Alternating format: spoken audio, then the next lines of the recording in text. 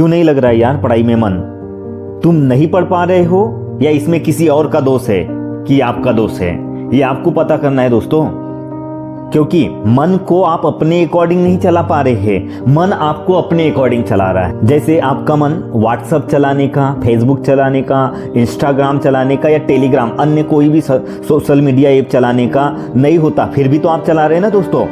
Web series देखने का मन करता है कभी, लेकिन वेब सीरीज देखते हैं ना आप भी। ऐसा तो नहीं होता दोस्तों कि फिल्म देखने का मन नहीं है, या डीजे में नाचने का मन नहीं है, या शादी में जाने का मन नहीं है, या कोई भी इंजॉय करने का मन नहीं है। कभी आपका मन ऐसा तो नहीं कहता है दोस्तों।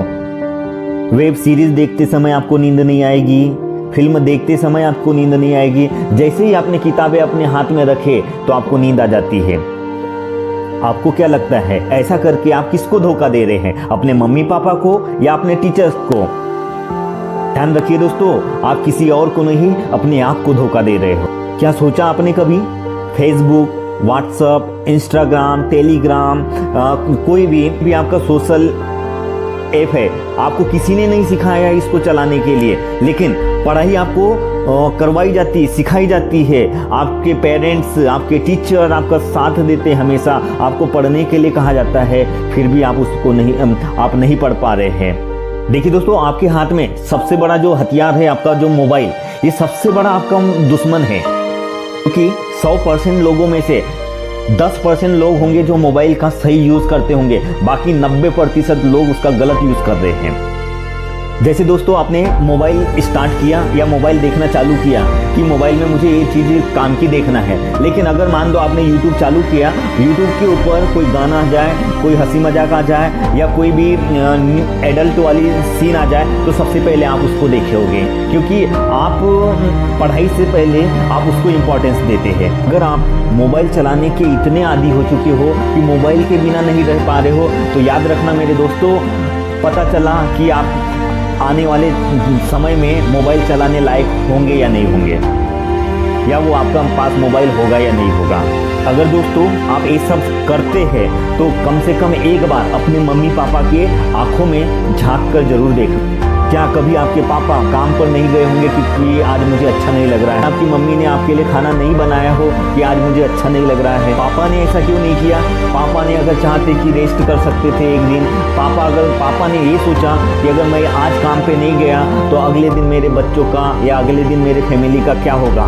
मम्मी ने खाना इसलिए न चाहते हुए भी खाना बनाना पड़ा क्योंकि मम्मी को अच्छा नहीं लग रहा था, फिर भी मम्मी ने खाना बनाया। क्यों? मम्मी ने ये सोचा कि मेरे फैमिली, मेरे बच्चे, अगर मैंने खाना नहीं बनाया तो भूखे सो जाएंगे।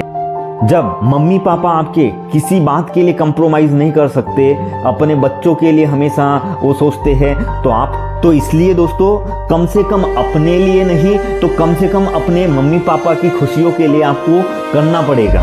तो कर लो यार, कम से कम अपने मम्मी पापा की खुशियों की खातिर ही कर लो, क्योंकि उनकी खुशियों से बड़ी कोई खुशी नहीं है दोस्तों। अगर आपने लाइफ में अपने मम्मी पापा को खुश कर दिया तो ये सोचना कि आपने अपने जीवन में बहुत कुछ अच्छा कर लिया है। और उनकी खुशियाँ क्या है दोस्तों? आपकी खुशी में ही उनकी खुशियाँ हैं। और ये सुनकर भी आपको मोटिवेट होने की ज़रूरत नहीं है दोस्तों।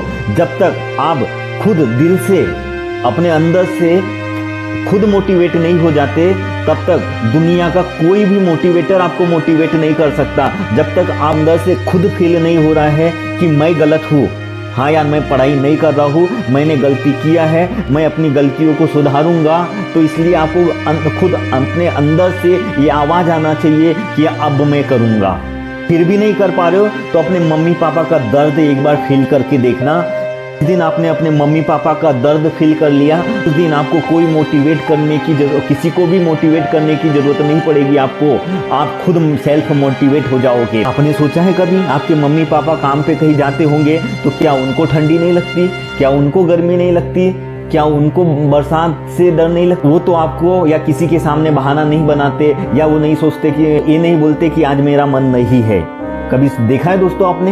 एग्जाम्पल दोस्तों आप लोगों के लिए, जैसे मान लीजिए आपको पता है कि कल मुझे उस एक जगह शादी में जाना है, तो का पूरा इंटरेस्ट होता है कि कल मुझे शादी में जाना है।